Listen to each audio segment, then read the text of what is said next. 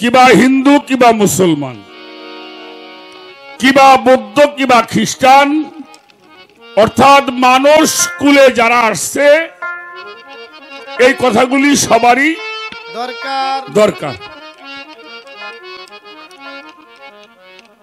তো পালাগানে যাওয়ার আগে বলবো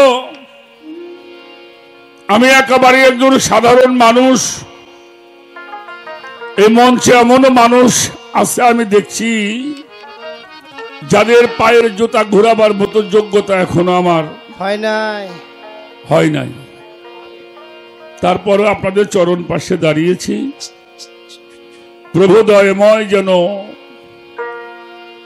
গুরুজনদের মান সম্মানটুকু আমার মাধ্যমে অক্ষুণ্ণ থাকে।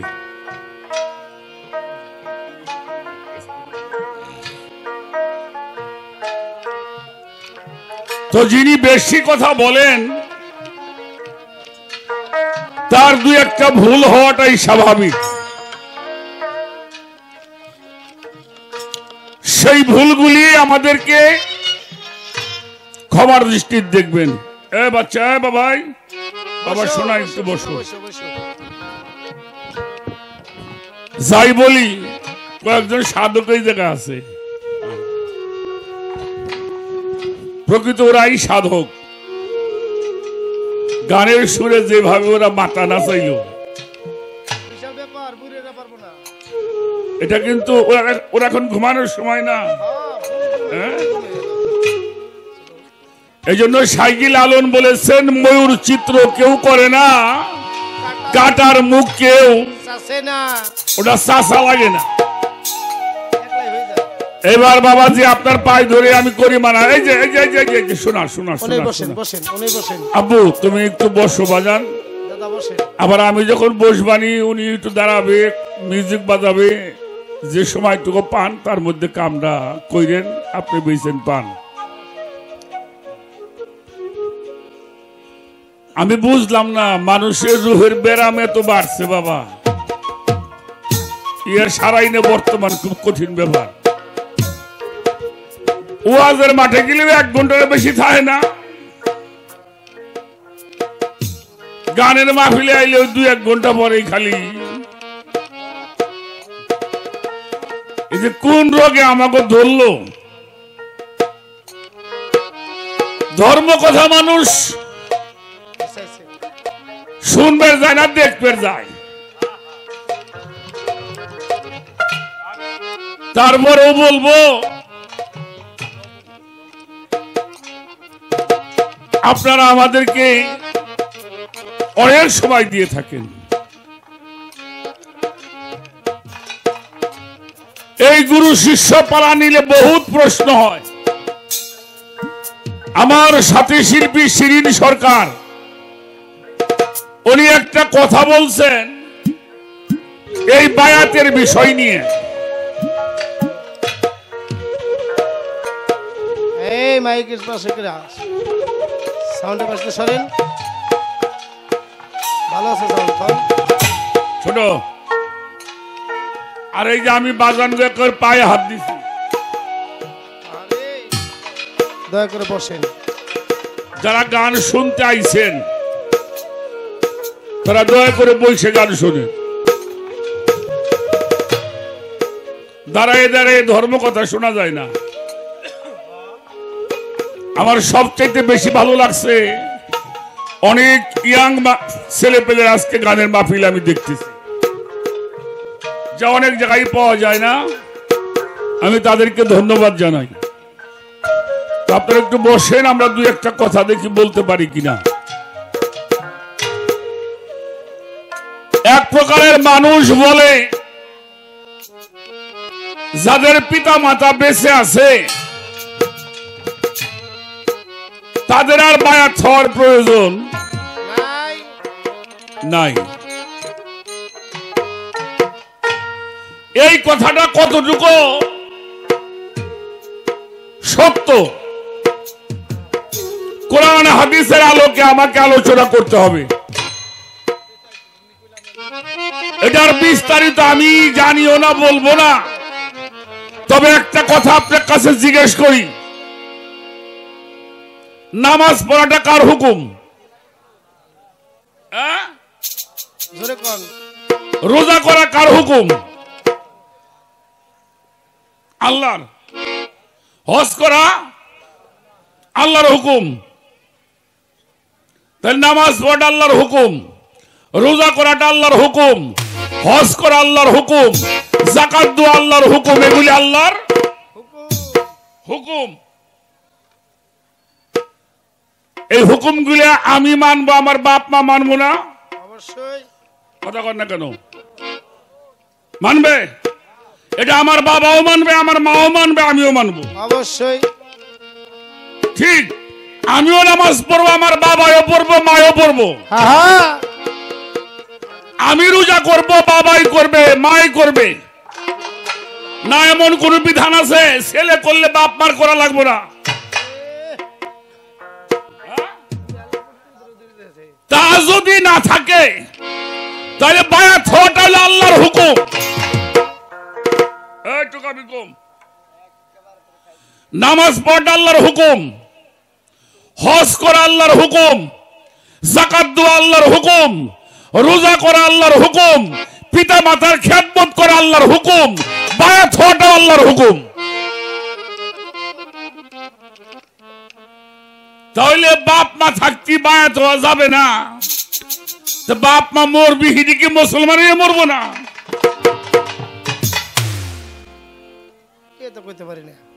যারা এইগুলি গায়ে বেড়ায় ওদের জন্মের মধ্যে বেজাল আছে। মঙ্গলবারের জন্মটি ওরা ইসলামের শত্রু, আল্লাহর শত্রু, নবীর শত্রু। কি বলেন?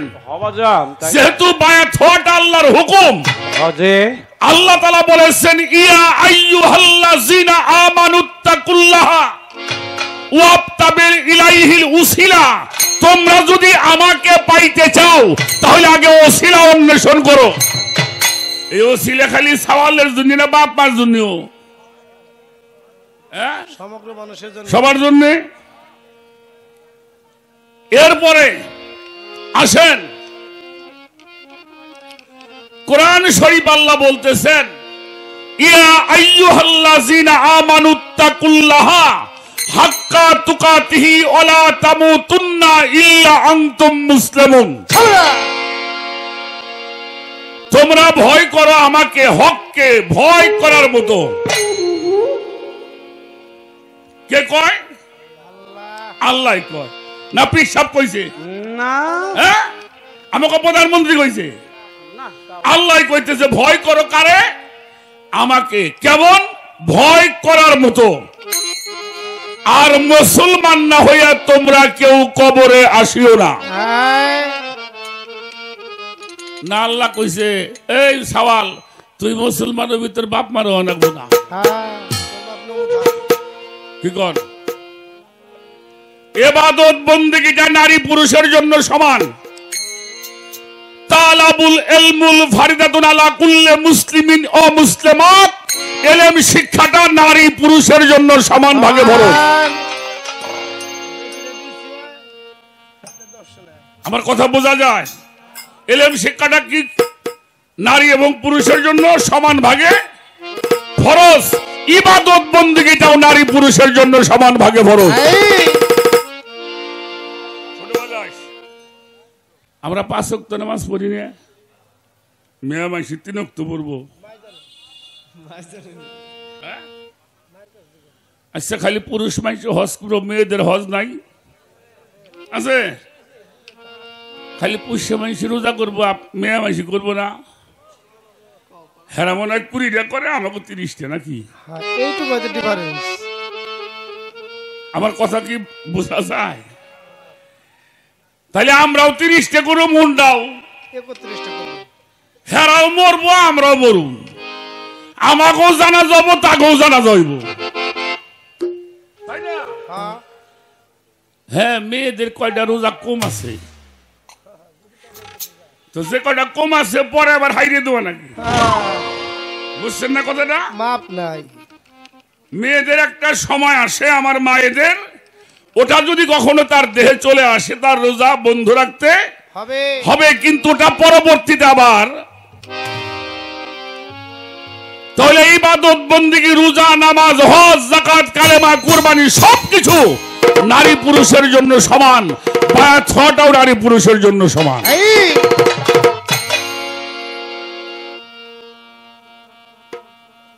আল্লাহ বলতেছে মুসলমান না হয়ে তোমরা কবরে আসিও না।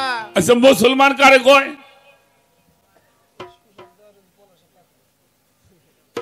পাঁচ ওয়াক্ত নামাজ পড়লে আবার মাথা নারায়ণকে নামাজ পড়লে কি হয়?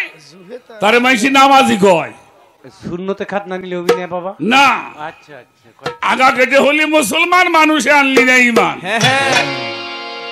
মানুষ রূপে মরদুদ শয়তান ঘরে ঘরে ফিরছে জানি, দাই থেকে বলতেছি কে বলে আল্লাহ গুনি। বিপদে বললে আল্লাহ ডাক পারে, বিপদে হারলি আল্লাহর কথা মনে থাকে না। আসতে তাহলে হজ করলে হাজি হবে, নামাজ পড়লে, রোজা করলে, দান খয়রাত যাকাত ফিতরা বেশি করলি দানবীর। দানবীর। তাহলে মুসলমান কারে কয়? আরে কোকামায় মুসলমান কারে কয়? মুসলমানের বাংলা হলো আত্মসমর্পণ করতে হবে। কার কাছে আত্মসমর্পণ করবা? আমাদেরকে কিছু মানুষ জানাইলো আল্লাহর কাছে আত্মসমর্পণ করতে হবে। হ্যাঁ, আল্লাহর কাছে করুম। আল্লাহ আপনাকে বাড়ি কোন দিন আইছে? ওরা আবার এক শয়তান। ফাতোয়াবাস। কারণ আল্লাহ বলছে আল্লাহর পথ হলে একটা। কয়টা? কি নাম বাজান? সিরাতাল মুস্তাকিম। আমরা প্রত্যেকদিন আমাদের মধ্যে প্রতিবারই আল্লাহকে বলছি ইহদিনা সিরাতাল মুস্তাকিম, আল্লাহর পথ। হে আল্লাহ, ওই পথ তুমি আমাকে দান করো যেই পথে তোমার নবী রাসূল ওলি আউলিয়ারা গিয়েছেন, যাদেরকে তুমি নিয়ামত দান করেছো। আল্লাহর পথ হলো একটা। আর ফাত্তাবি উসবুলা, শয়তানের পথের কোনো অভাব নাই। সূরা আনামের 53 নম্বর আয়াত, ওয়ান্না হাযা সিরাতাম মুস্তাকিমান ফাত্তাবিউস সুবুলা। একটা হইল আল্লাহর পথ, সিরাতাল মুস্তাকিমের পথ। নবীগণ, রাসূলগণ, আল্লাহর ওলিগণ যেই পথে গিয়েছেন এটার নাম হলো সিরাতাল মুস্তাকিম। আর ফাত্তাবিউস সুবুলা, ওদের হলো বহু পথ। ওদের যুক্তির কাছে আপনার যুক্তি কাজে লাগবে না।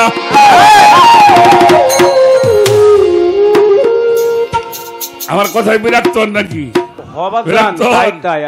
তাহলে মুসলমান হতে হলে কি করতে হবে? আত্মসমর্পণ করতে হবে। নবুয়তের যুগে নবীদের কাছে, বেলায়েতের যুগে পীর মুর্শিদ ওলি আল্লাহর কাছে। আতি আল্লাহু আতিউর রাসূল ওলিল আমরি মিনকুম। তাবেদারি করতে হবে আল্লাহর, তাবেদারি করতে হবে আল্লাহর রাসূলের, তাবেদারি করতে হবে তোমাদের মধ্যে যাহারা ওলি।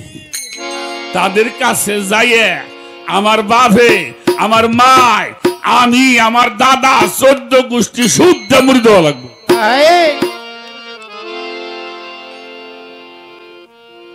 কি এটা ভেজালে পড়ছি রে বাবা। এই বেজারি হারবের ভাতি 2-3 বছর ধরে। কুরআন শরীফের সূরা মুমতাহিনার 12-13 নম্বর আয়াত, সেই আয়াতটা ভালো করে পড়ে দেখেন।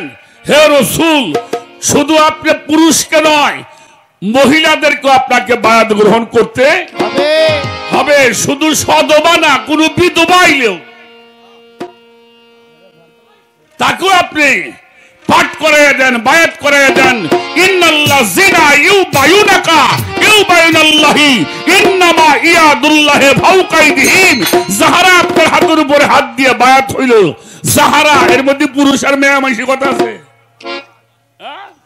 যাহারা আপনার হাতের মধ্যে হাত দিয়ে বায়াত গ্রহণ করলো, তাদেরকে বলে দেন যাদের হাতের উপরে আপনার হাত, ইয়াদুল্লাহি ফাওকা আইদিহিম, অর্থাৎ যাদের হাতের উপরে আপনার হাত, তাদেরকে কইয়ে দেন ওটা আপনার হাত না, ওইটা আমি আল্লাহর হাত। সুবহানাল্লাহ।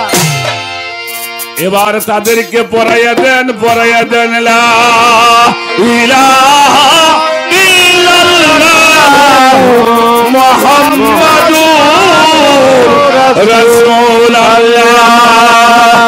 সকলে বলেন সাল্লাল্লাহু আলাইহি ওয়াসাল্লাম। আমি এর বেশি আর করব না। যার যার কবরে সেই যাবা কি? আমার কবরে আমার বাপে জবাব দিব, আমার মাই দিব, কেউ না। যার যার কবরে প্রত্যেকটিকে মুসলমান হয়ে মরতে হবে। আর সেই পর্যন্ত বায়াত গ্রহণ করবা না, সে পর্যন্ত মুসলমান হইতে পারবা না, পারবা না, পারবা না।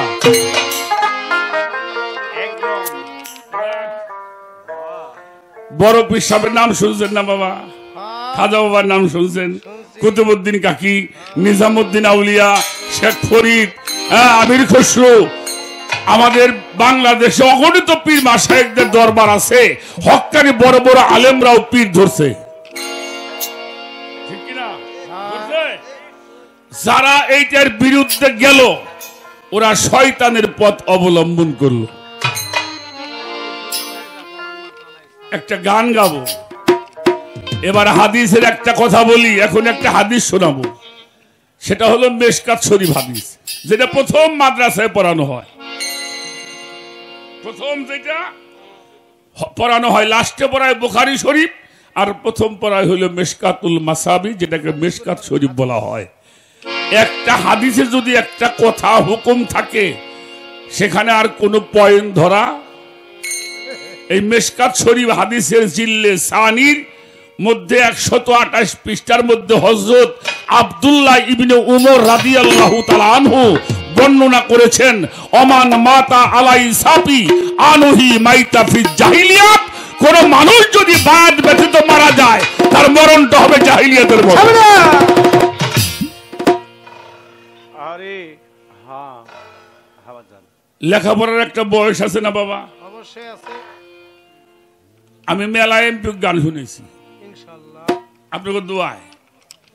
মন্ত্রীর গান শুনেছি, এসপি রে গান শুনেছি, ডিসি রে গান শুনেছি।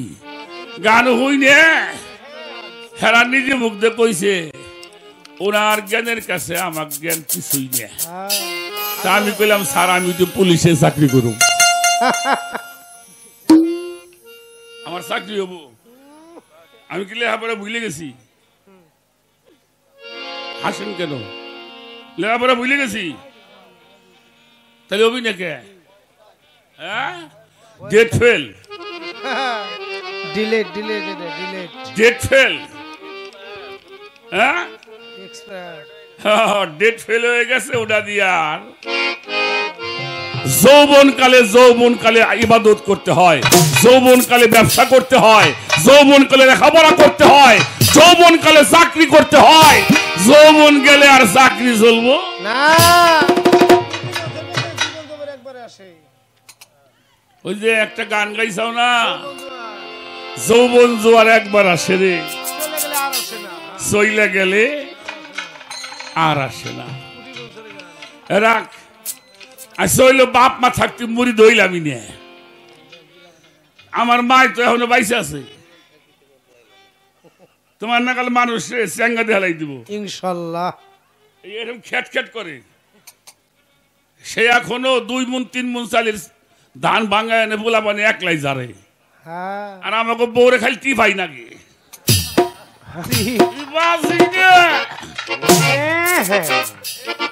বউকে তাই হইছে না, হইছে কেন? আগে বাড়া বাইনে খাইছে, অসুখ হয় নাই। বাতের ব্যথায় ধরছে, এমন চাল কি নাই নেই, ধোয়া লাগে না, খালি ডাইলে দেয়। আর আগে কর বিজিরে বাড়া বাইনে খাইছে, ধান হেদ্দ করছে, হয়েছে আবার পাই বাইনে খাইছে। এখনো আমার মা 1 বসায় 2 মণ 3 মণ ধান চাইল বাংলা না আনে বলা মানে আমার মাই যারে আমার মারে কই এত কাম করা লাগবো কে পানি মানুষ আছে না কই দূর কাম না করলে ভালো থাকে নাকি শরীর ভালো থাকে না হ্যাঁ হ্যাঁ আর আমাগো কি কমু 10-12 জন তো জোগানি নাকি আরে আপনাকে দোয়াই আমার মা আমার মনে কয় না 10-20 বছরের মধ্যে আল্লাহ ওনার নিব এটা আমি একটা সম্পদ পাইছি মারহাবা মারহাবা আবার কাইলো চলে যাবার পারে আচ্ছা ধরেন সাপোজ 10 বছর পরে যদি আমার মায় মরে আমার বর্তমান 63 বছর বয়স 10 বছর পরে মইলি পারে 73 বছর আমার কয় বছর হবো 73 কয়েন দিটাই কি কবে ইচ্ছা করে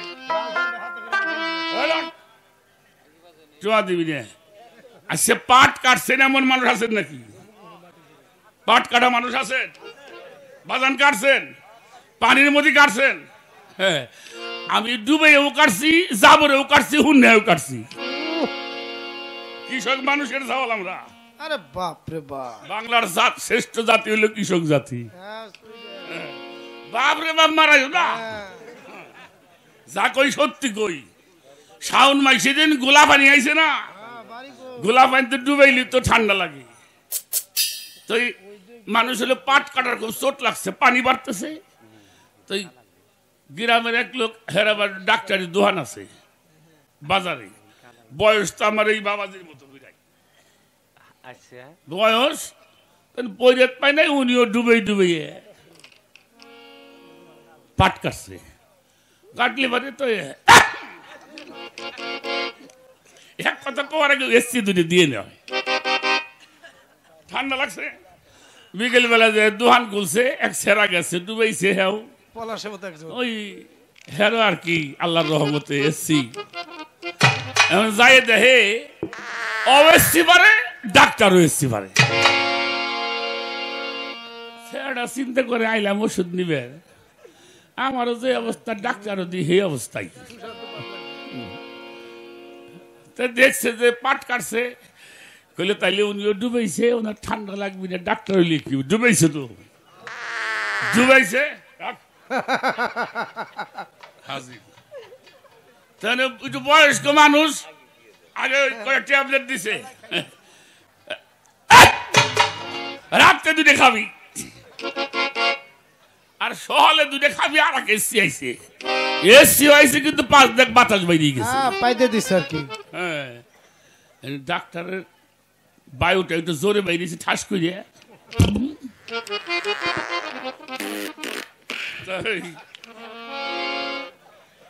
ওষুধ দিছে শ্যামরা নেয় না এই নেশটাকে হয় না তোমার ওষুধ নিব না কে নিবি না কে আমার হলে 1 মুহে কাজ তোমার 2 মুহে কাজ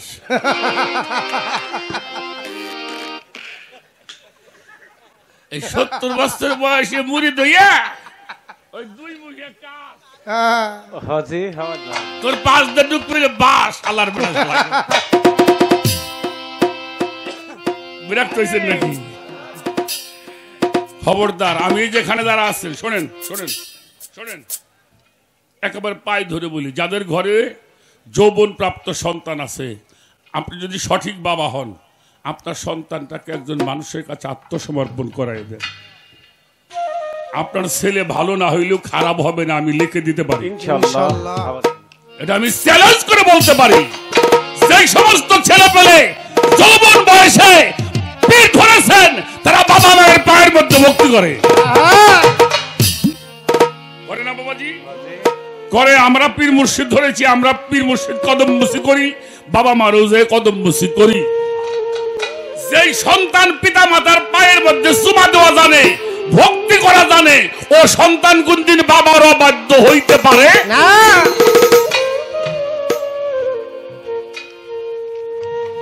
পারে না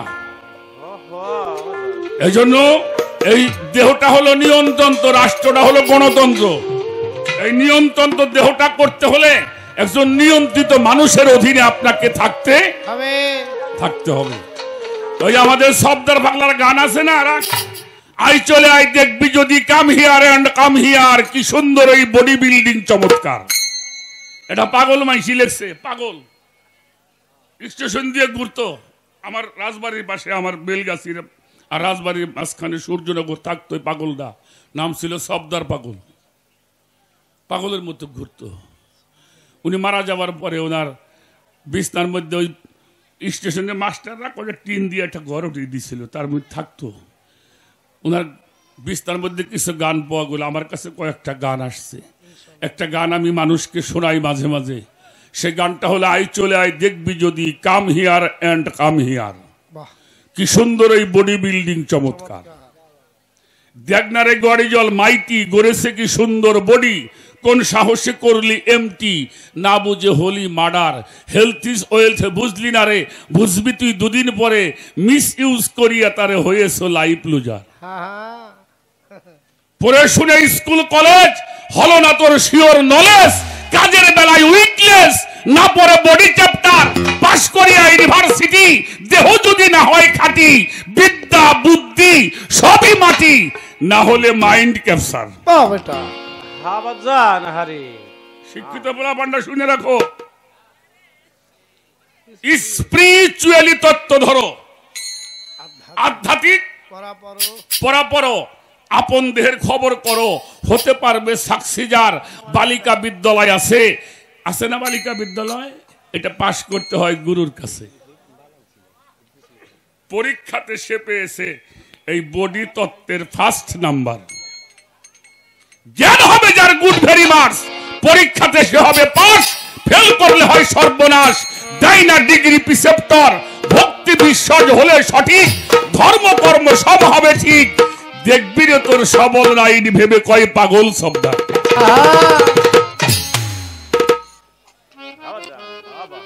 বাজানটা বিরক্ত হইছেন?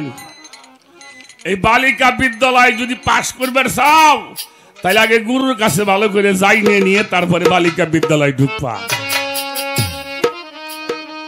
যৌবন কালে তো আল্লাহ রসুলের কথা হলো নাই, বেড়াইছাও পানি গেছে হুইয়া না, আমি আমার বাসা মুখে মাই করে তুমি মই যেই থাকবে। নেশা তোর কেটে যেতেছে। ভুল করো না বাজান, ভুল করো না, ভুল করো না, সবার পায়ে ধরে বলে যাই। এ রাখো, এখানে যারা গান শুনছেন ছেলেপেলেরাও আছে, যুবকরাও আছে, সবে মাত্র বিয়ে করছেন এমন মানুষও আছে, আছে না? যারা এই সাধুর সঙ্গ করে, যারা সাধুর কাছে বসে, তাদের কি হারাবার ভয় আছে? কথা কন না কেন? আছে তো। যদি এখান থেকে বাঁচতে চাও তাহলে বেশি বেশি সাধুর সঙ্গ করবা। কথাটা বুঝতে পারছেন? সাধুর পরশের মন বনের কাষ্ট হয় রে, চন্দন ভেবে কয় তাই ফকির লালন, সেদিন আমার কবে হবে আর কি এমন সাধুর দর্শন। চলে গেল বায়াতের কথা। এবার একটা গান গাইছে আমার কাকা, আপনাকে ওই যে টাঙ্গাইলের সুনীল দাস। আচ্ছা, যে গানটা উনি লেখছে ওনারা হিন্দু ভাবা যায়? মুক্তি ভাবলেও ছোট হয়। এটা মুক্তি পারবো না, কটা কথা গুছাই এই গানটার মধ্যে দেওয়া। সে গানটা হলো কি? মনের মতো মানুষ পাই না, তাই কাউরে জিজ্ঞেস করি না, আজকে গুরু পাইছি মনের মতো, কুরআন মতো, বুঝাও দয়াল বিসমিল্লাহর মান কত কত। এই বিসমিল্লাতে আছে কি ধন, যা পৃথিবীর চাইতেও ওজন, এখন কোথায় কোথায় গোপন, তাই আমারে বলো। আমার জানিতে মনের বাসনা, আমারে বঞ্চিত কইল না, জিজ্ঞেস করতেছি হইয়া আমি নত। এই বিসমিল্লাহ কোথায় ছিল, কে আনিয়া কারে দিল, এখন কোথায়